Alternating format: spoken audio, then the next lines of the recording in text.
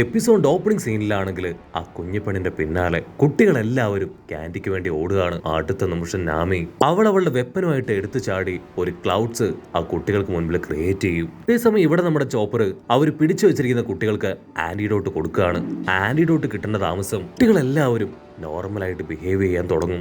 ഇവിടെ നാമി ആ കുഞ്ഞുങ്ങള് അവളുടെ ക്ലൗഡ് തകർത്ത് അവളെ അറ്റാക്ക് ചെയ്യാൻ ശ്രമിക്കുമ്പോഴേക്കും റോബിൻ അവൾ ചാടി വീണ് ബാക്കിയുള്ള കുഞ്ഞുങ്ങളെയും ഓരോരുത്തരായിട്ട് പിടിക്കും. അവിടെ അങ്ങനെ സീൻ കട്ട് ചെയ്ത് ഇപ്പൊ ടഷിക്ക് അവള് പതിയെ കണ്ണു തുറക്കും. അവൾക്ക് ഷോൾഡറിലാണെങ്കിൽ നല്ല പെയിൻ ഉണ്ട്. അവസാനമായിട്ട് അവൾ ആ സ്നോ ഉള്ള ഭാഗത്ത് കിടക്കുകയായിരുന്നു. പക്ഷെ ഇപ്പോഴാണെങ്കിൽ അവൾ വളരെ സ്പീഡിൽ എവിടേക്ക് മൂവ് ആവുകയാണ്. അവൾ ചുറ്റും നോക്കും.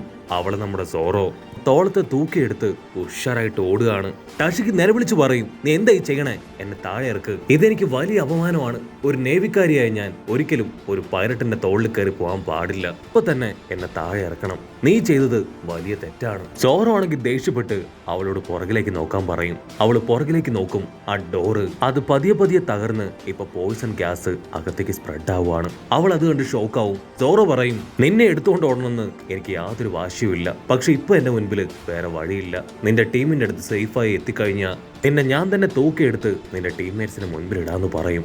അത് കേട്ട് ടഷിക്ക് അവളിപ്പോ സോറോയുടെ സ്ക്വാഡിലേക്ക് നോക്കും. ലെജൻഡറി സ്ക്വാഡ് അത് കണ്ട് ഷോക്കായി അവൾ അതിൽ ടച്ച് ചെയ്യാൻ പോവും. അതിന് സോറോ അവൻ ദേഷ്യപ്പെട്ട് പറയും, തൊട്ടുപോകരുത്, അതെനിക്ക് മാത്രം അവകാശപ്പെട്ട സ്ക്വാഡാണ്, അതിൽ മറ്റൊരാൾ ടച്ച് ചെയ്യാൻ ഞാൻ അനുവദിക്കില്ല. അവിടുന്ന് അങ്ങനെ ബ്ലാക്ക് ഔട്ട് ചെയ്ത കുഞ്ഞിപ്പെണ്ണാണെങ്കിൽ ഇപ്പോഴും ആ ക്യാൻഡി ആയിട്ട് ഓടുകയാണ്. അടുത്ത നിമിഷം ബാലൻസ് ഉണ്ടായിരുന്ന കുട്ടികള് ഇപ്പോ അവളെ പിടിച്ചു വലിച്ച് ആ ക്യാൻഡിക്ക് വേണ്ടി അവളെ തല്ലുകയാണ്. നമ്മുടെ ആൾക്കാർ പിന്നാലെ വന്ന് അവരെ പിന്തിരിപ്പിക്കാൻ ശ്രമിക്കും. പക്ഷെ അവരാണെങ്കിൽ നമ്മുടെ ആൾക്കാരെ അറ്റാക്ക് ചെയ്യും. ഇവിടെ ആ കുഞ്ഞുങ്ങളെല്ലാവരും ചേർന്ന് ആ കുഞ്ഞിപ്പെണ്ണിനെ തല്ലി തല്ലി കൊല്ലുകയാണ്. അവൾ അവരുടെ കാല് പിടിച്ച് കെഞ്ചും, പ്ലീസ് ഇനിയെങ്കിലും ഞാൻ പറയുന്നത് കേൾക്ക്, ഇത് കഴിച്ചാൽ നമ്മൾ വീണ്ടും ബാഡായി പോവും, നമുക്ക് പിന്നീട് നമ്മുടെ ജീവൻ തന്നെ നഷ്ടാവും, നിങ്ങൾക്ക് എല്ലാവർക്കും തിരികെ വീട്ടിലേക്ക് പോകണ്ടേ, ഇതൊരു കാരണവശാൽ നിങ്ങൾ കഴിക്കാൻ പാടില്ല, ഞാൻ നിങ്ങളെ ഇത് കഴിക്കാൻ അനുവദിക്കില്ല എന്ന് പറയും. അതിന് അവരാണെങ്കിൽ അവളുടെ മുടിയൊക്കെ പിടിച്ച് വലിച്ച് ആ വലിയ ക്യാൻഡി അത് ഓൾമോസ്റ്റ് അവളുടെ കയ്യിൽ നിന്ന് വാങ്ങിക്കുകയാണ്. കാര്യം കൈവിട്ടു പോകുന്നു മനസ്സിലാക്കിയ കുഞ്ഞിപ്പെണ്ണ് ആ ക്യാൻഡി ഓപ്പൺ ചെയ്ത് കുഞ്ഞു കുഞ്ഞു ക്യാൻഡീസ് മുഴുവൻ അവളുടെ വായിലേക്ക് ഇട്ട് വിഴുങ്ങാനായിട്ട് തുടങ്ങും. ചോപ്പറാണെങ്കിൽ നിലവിളിക്കും, നോ, ഒരു കാരണവശാലും അത് കഴിക്കരുത്. പക്ഷെ അവളാണെങ്കിൽ അപ്പോഴേക്കും മുഴുവൻ ക്യാൻഡിയും അകത്താക്കിയിട്ടുണ്ടാവും. ഒരേ ഒരു ക്യാൻഡി മാത്രം പുറത്തേക്ക് വീഴും. അതെടുക്കാനായിട്ട് ബാക്കിയുള്ള കുഞ്ഞുങ്ങളെല്ലാം ആ ക്യാൻഡിക്ക് നേരെ എടുത്ത് ചാടുകയാണ്. ചോപ്പറാണെങ്കിൽ ഷോക്കായിട്ട് ആ കുഞ്ഞിപ്പെണ്ണെ നോക്കും. അതിലൊരു ചെറിയ ക്യാൻഡി അത് കഴിച്ചാൽ തന്നെ ഉണ്ടാവുന്ന സൈഡ് എഫക്റ്റ് വളരെ വലുതാണ്. സോ ഇത്രയും ക്യാൻഡി ഒരുമിച്ച് കഴിച്ചാൽ അവളുടെ അവസ്ഥ എന്തായിരിക്കും ചിന്തിച്ച് ചോപ്പർ അവളെ നോക്കും. അടുത്ത നിമിഷം അവളുടെ ചെവിയിലൂടെയും മൂക്കിലൂടെയും ഒക്കെ പുക പുറത്തേക്ക് വരാൻ തുടങ്ങും. ആ കുഞ്ഞുങ്ങളാണെങ്കിൽ ഇപ്പൊ കുഞ്ഞിപ്പെണ്ണിന്റെ ചുറ്റും നിന്ന് അവളെ ചീത്ത വിളിക്കും. ചോപ്പർ ആണെങ്കിൽ പടിക്കെട്ടിന്റെ മുകളിൽ നിന്ന് താഴേക്ക് വീഴുമ്പോഴും പെണ്ണോട് പറഞ്ഞുകൊണ്ടേയിരിക്കും, ദയവ് ചെയ്ത് നീ അത് പുറത്തേക്ക് തുപ്പ്, ഞാൻ ഓൾറെഡി അതിന്റെ സൈഡ് എഫക്റ്റ് എല്ലാം നിന്നോട് പറഞ്ഞതല്ലേ. കുഞ്ഞിപ്പെണ്ണാണെങ്കിൽ വേറെ വഴിയില്ലാതെ ഇപ്പൊ ആ മുഴുവൻ ക്യാൻഡിയും വിഴുങ്ങുകയാണ്. എനിക്ക് വേറെ വഴിയില്ല, എന്റെ ഫ്രണ്ട്സിനെ എനിക്ക് രക്ഷിച്ചേ പറ്റൂന്ന് പറഞ്ഞ് അവള് പഴയ കാര്യങ്ങളെല്ലാം ആലോചിക്കും. കപ്പലിൽ അവരുമായിട്ട് ഹാപ്പി ആയിട്ട് ടൈം സ്പെൻഡ് ചെയ്തത്, ആ ബിസ്ക്കറ്റ് റൂമിൽ എല്ലാവരും ഷെയർ ചെയ്ത് ജീവിച്ചത്, അങ്ങനെ എല്ലാം അവൾ ഒരു സെക്കൻഡ് ആലോചിക്കും. അതിനുശേഷം ചോപ്പർ പറഞ്ഞ സത്യങ്ങൾ അതെല്ലാം അവളിപ്പോൾ ആലോചിക്കും. അവരടക്കം എല്ലാ കുട്ടികളും ഒരു ടെസ്റ്റ് സബ്ജക്റ്റ് ആയിട്ടാണ് ആ സീസർ ഉപയോഗിക്കുന്നതെന്നും ഓരോ ദിവസം കഴിയുന്തോറും ഇഞ്ചിഞ്ചായിട്ട് മരിക്കുകയാണെന്നൊക്കെ തിരിച്ചറിഞ്ഞ് അവൾ ഷോക്കാവും. ഈ കാര്യങ്ങളെല്ലാം ആലോചിച്ചാണ് അവൾ ഒരു കാരണവശാലും അവർക്ക് ആ ക്യാൻഡി കിട്ടാൻ പാടില്ല എന്ന് നിശ്ചയിച്ച്, എന്റെ ജീവൻ എന്ത് സംഭവിച്ചാലും കുഴപ്പമില്ല, പക്ഷേ എന്റെ ഫ്രണ്ട്സിന് ഒന്നും സംഭവിക്കാൻ ഞാൻ അനുവദിക്കില്ല എന്ന് പറഞ്ഞ് ആ ക്യാൻഡി മുഴുവൻ എടുത്ത് വിഴുങ്ങിയത്. ചോര തുളുമ്പി അൺകോൺഷ്യസ് ആയി അവള് താഴേക്ക് വീഴുകയാണ്. ആ സ്റ്റെപ്പിലൂടെ ഉരുണ്ടുരുണ്ട് അവളിപ്പോ ചോപ്പറിന് മുൻപിലേക്ക് വന്ന് വീഴും. കുഞ്ഞിപ്പെണ്ണാണെങ്കിൽ അവളുടെ തൊണ്ടയിൽ ഇറുക്കി പിടിച്ച് വേദനയാല് അങ്ങനെ കിടന്ന് പൊളയാണ്. ചോപ്പറിനാണെങ്കിൽ അത് നിസ്സഹായനായി നോക്കി നിൽക്കാൻ മാത്രമേ കഴിയൂ.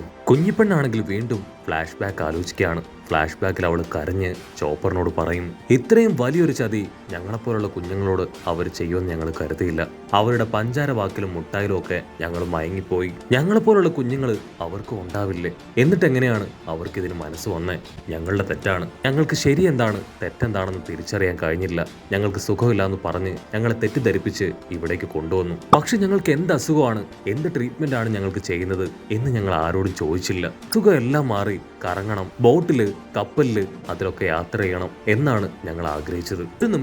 ഏതെങ്കിലും ഒരു നിമിഷം ഞങ്ങൾക്ക് തിരിഞ്ഞു ചിന്തിക്കാൻ സാധിച്ചിരുന്നെങ്കിൽ ഇന്ന് ഇതുപോലൊരു അവസ്ഥ ഞങ്ങൾക്ക് വരില്ലായിരുന്നു എന്ന് പറഞ്ഞ് അവൾ കരയും. ഓപ്പറാണെങ്കിൽ അവളെ ആശ്വസിപ്പിക്കും. ഇതൊന്നും നിങ്ങളുടെ തെറ്റല്ല, നിങ്ങളുടെ സ്ഥാനത്ത് മറ്റാരായിരുന്നെങ്കിലും ഇത് വിശ്വസിക്കുക തന്നെ ചെയ്യും. ആ സീസറിനെ അവനെ കൊന്നാൽ മാത്രമേ ഇതിനെല്ലാം ഒരു പരിഹാരം ഉണ്ടാവും. അവനാണ് ഇതിന്റെ എല്ലാ ആണിക്കല്ല്. കുഞ്ഞിപ്പെണ്ണാണെങ്കിൽ നിലവിളിച്ച് കരയും. ഓപ്പറാണെങ്കിൽ അവളോട് പറയും, ഒരു കാരണവശാലും നീ കരയേണ്ട ആവശ്യമില്ല, നിങ്ങളെ എല്ലാവരെയും ഞങ്ങൾ രക്ഷിക്കും. ഞങ്ങളുടെ ടീം ക്യാപ്റ്റൻ സാധാരണ വെറും ഒരു പൈററ്റ് അല്ല, പൈററ്റ് കിങ് ആവാൻ പോകുന്ന സാക്ഷാൽ സ്ട്രോ ഹാറ്റ് ലൂഫിയാണ്.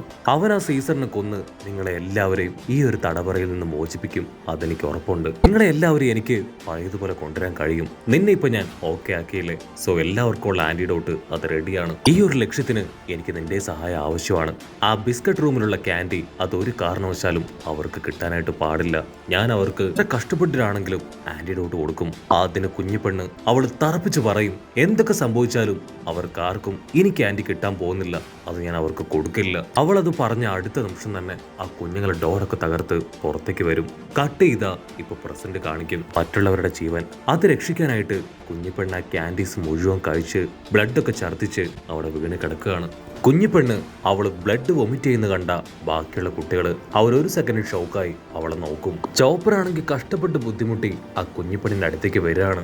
ചോപ്പറാണെങ്കിൽ ആ കുഞ്ഞുങ്ങളോട് ദേഷ്യപ്പെട്ട് പറയും, നിങ്ങളിത് കണ്ടില്ലേ, നിങ്ങളെ രക്ഷിക്കാനാണ് അവൾ ഇങ്ങനെ ചെയ്തത്. ഇപ്പൊ അവള് മരണത്തോട് മല്ലടിക്കുകയാണ്.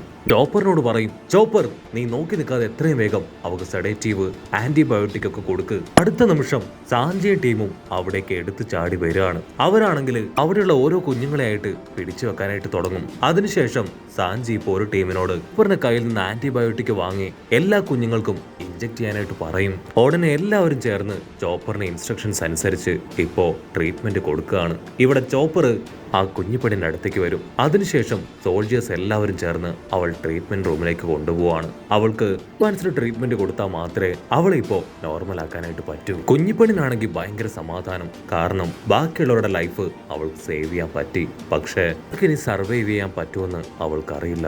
അതേസമയം ചോപ്പറിനും അവളുടെ അവസ്ഥ കണ്ട് ഒരുപാട് വിഷമം തോന്നും. ഉള്ളവരെ പോലെ അവൾക്ക് ഇനി തിരികെ വരാൻ പറ്റുമെന്ന് ചോപ്പറിന് യാതൊരു ഉറപ്പുമില്ല. ചോപ്പറാണെങ്കിൽ അവളുടെ കൈ പിടിച്ച് അവളെ സപ്പോർട്ട് ചെയ്യും. നീ ഒരു കാരണവശാലും പേടിക്കണ്ട, എന്റെ കഴിവിന്റെ പരമാവധി ഉപയോഗിച്ച് നിന്നെ ഞാൻ രക്ഷിക്കും. നീ കാരണമാണ് ഇപ്പോ ആ കുഞ്ഞുങ്ങളെല്ലാം ജീവിച്ചിരിക്കുന്നത്. കട്ട് ചെയ്ത ഇവിടെ ആ സി ബിൽഡിങ് അത് തകർത്ത് ആരോ ഇപ്പൊ പുറത്തേക്ക് വരികയാണ്.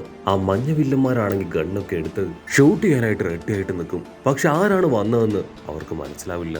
അത് മറ്റാരുമല്ല, സാക്ഷാൽ നമ്മുടെ ലൂഫി ഇപ്പോ മൊമന്റോസ്കേൻ തൂക്കി അവിടേക്ക് എത്തിയിരിക്കുകയാണ്. അവരെ കാണേണ്ട താമസം എല്ലാവരും ഷൂട്ട് ചെയ്യാൻ റെഡിയാവും. ലൂഫി ഞൊടിയിടയിൽ അവന്റെ ഹോക്കി പവർ ഉപയോഗിച്ച് എല്ലാവരെയും താഴ്ത്തി താഴെ ഇടും. ഒരുത്തനെ മാത്രം ബാക്കി വെക്കുകയാണ്. ലൂഫി അവന്റെ കോളറിൽ പിടിച്ച്, സത്യം പറയും, നിങ്ങളുടെയൊക്കെ ബോസ് ആ സീസർ അവനെവിടെ? ലൂഫി അത് ചോദിക്കേണ്ട താമസം അവൻ കറക്റ്റായിട്ട് സീസർ എവിടെയാണെന്ന് പറഞ്ഞു കൊടുക്കും. ഇന്നത്തോടെ അവന്റെ കഥ അത് ഞാൻ കഴിക്കുമെന്ന് പറഞ്ഞ് ലൂഫി സീസറിനെ അന്വേഷിച്ച് പോകുന്നതോട് കൂടെ ഈ ഒരു എപ്പിസോഡും അവസാനിക്കുന്നു. എപ്പിസോഡ് ഇഷ്ടപ്പെടുകയാണെങ്കിൽ തീർച്ചയായിട്ടും ലൈക്ക് ചെയ്യാനും കമന്റ് ചെയ്യാനും ഷെയർ ചെയ്യാനും മറക്കല്ലേ. അടുത്തൊരു അടിപൊളി എപ്പിസോഡുമായിട്ട് കാണുന്നവരെ it's me with Mallu episode.